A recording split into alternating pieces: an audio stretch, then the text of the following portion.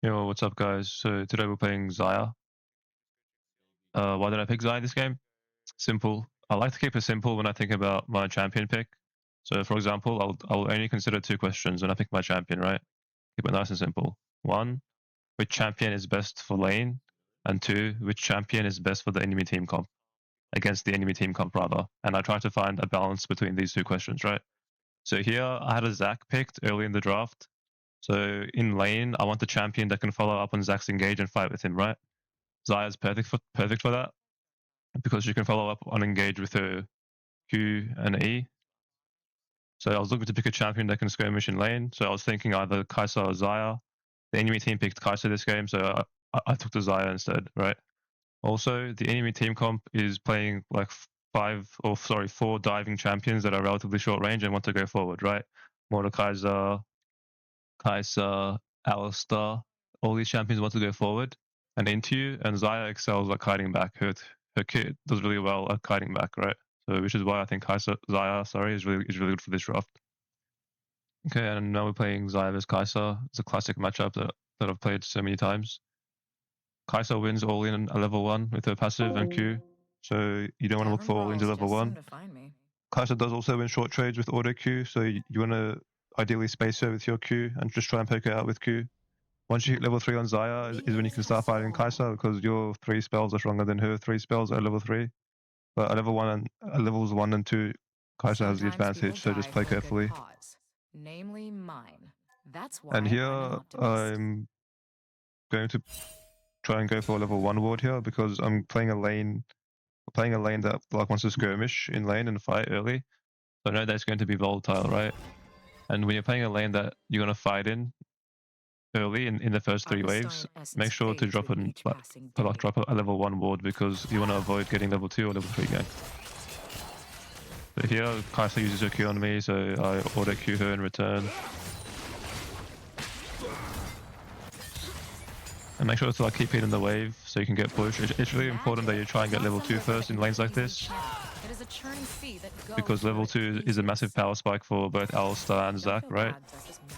Whoever hits level 2 first will pretty much have control of the lane thereafter. So as you can see here, I'm trying to affect them out while also hitting the wave as much as possible. You want to just auto attack off cooldown, don't have any waste of time. So here, as you can see, we hit level 2 first. And as a result, we get a really good trade, right? This is why it's really important to hit level 2 first in lanes like this, especially in melee support versus melee support matchups. And typically, how you would manage a wave like this is you would, once you get control of the wave and hit level 2 first, then you just want to simply push your third wave in and make it bounce, and make the wave bounce back. So here, that's what I'm trying to do. I'm hitting the wave while also poking them. Notice how Talia comes to gank here, and that's why the level 1 ward is so important. I'll do whatever needs to be because if I hadn't warded, then I would have died to this gank, right? Anyway, although it sucks for our lane that we got ganked like this, it's really good for our jungler, because as you can see, our jungler can now come and just kill Talia, right? And that's all possible because of the ward as well. There's something to keep in mind is you should always be thinking about your lane and thinking about how the enemy jungler can impact your lane. And that will inform your warding patterns, right? So here, I'm kind of in a tough spot. I'm looking to just crash the wave, but I want to stay safe. I don't want to get in range of Alistar, because if he headbutt pulverizes me, like if he uses his combo on me, I'm pretty much dead. So I'm just trying to space him and keep him at range. Zac finds a really good engage here on Alistar, so I can chunk him before he can combo me, right? As a result, we end up killing him. Zac dies as well because he flashed late, but it was still like a nice play by him nonetheless. So here I'm just looking to find the base as fast as possible. Kha'Zix is here to help me. So here my goal is to just push and base. Quite simple. I don't want to use my E too early on the wave, because if I do, then Kaisa can walk up on me and kill me. So here I'm holding my E until I know I can one-shot the wave with it, right? So watch how I hold my E until the very end, because now the wave's gone, now I can chill. But if I use my E early, then Xayah will know that I used my E, and then she'll pressure me off the wave so I can't crash it. It's an important concept to keep in mind. The enemy team will look to punish your cooldowns if you use your cooldowns in front of their face.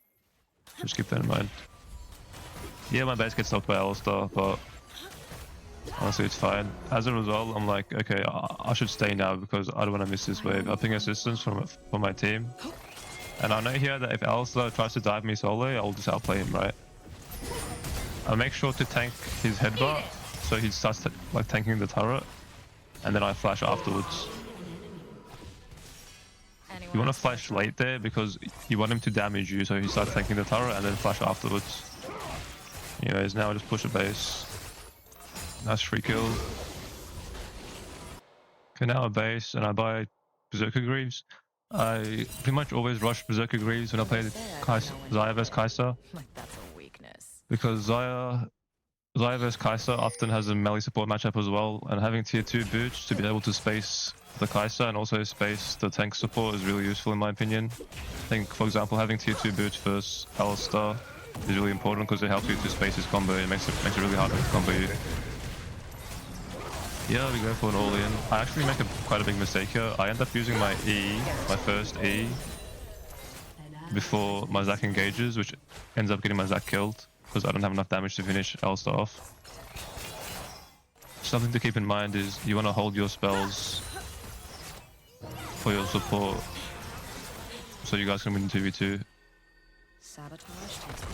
And here I end up getting 3-man, but it's fine. If you find yourself in a position like this, just try and get as much as possible before you die. It's a really important concept. So as you can see there, like before I die, I make sure that I completely kill the wave so I don't miss any minions. And I try and kill Kaisa, which ends up forcing her flash. That's much better than just dying for free, right? So just something to keep in mind.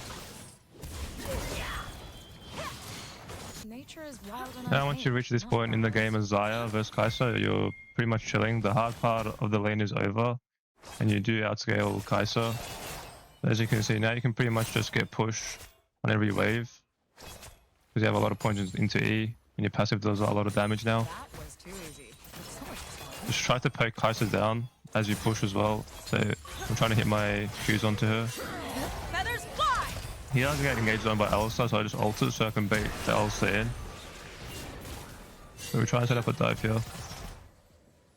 But anyway, that's besides the point. So in general now, you want to just maintain push and just try and poke Kaisa down with Qs and Es like that right there.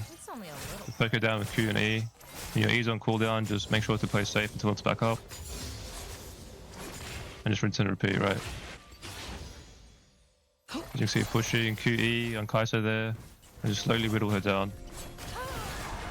Try and set up a dive here.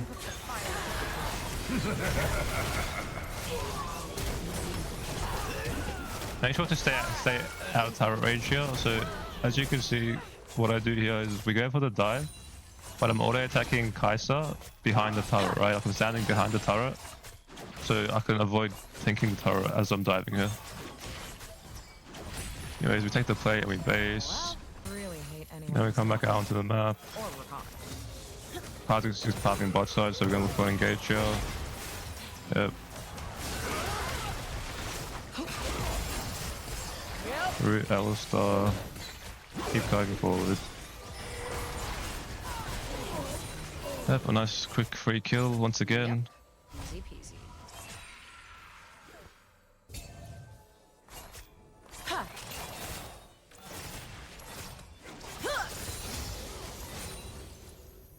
So now we just crash this wave, we get some plates. Kaisa can't walk up because her support just died, right? So she's 1v2, so she decides to give the wave. I ping the enemy jungler because the enemy jungler should come out of base and defend this bot play now. I see that Kaisa is still low, so I'm down to stay. I get minion blocked there, so I get comboed, but it's fine, right? As I get comboed, I just return damage onto Kaisa. And then we end up chunking Alistar here. Dude, this is why Xayah is so good into engage champions, right? They engage onto you, but there's so many feathers behind. So you just kill them. Here, yeah, I mean, that was kind of embarrassing, not gonna lie. I got outplayed really hard by Kaisa. She flashed my E-flash. It was well played by her. Yeah, that's pretty much all that I have for this game. In general, when you play Xayah vs Kaisa, you just want to be careful levels 1 to 2, which is versus a lot stronger than you. Try and play for push if you can, but oftentimes you're not going to be able to, so just try and play for your level 3 power spike, where you have access to all 3 of your spells. And try and space with your Q and E and W, right? Like your spells are longer range than Kaisa's spells are. Like your auto Q is quite short range, whereas your Q and E are quite long range. Just try and space and play safe. And then once you hit like level 6, level 7, level 8, you pretty much do a lot more damage than Kaisa does. And you push a lot faster, so the matchup is going to be quite easy from that point forward. Anyways, that's all for this video. We did end up winning this game, but I just wanted to highlight the Kaisa vs Xayah matchup in particular for this video. So thank you for watching.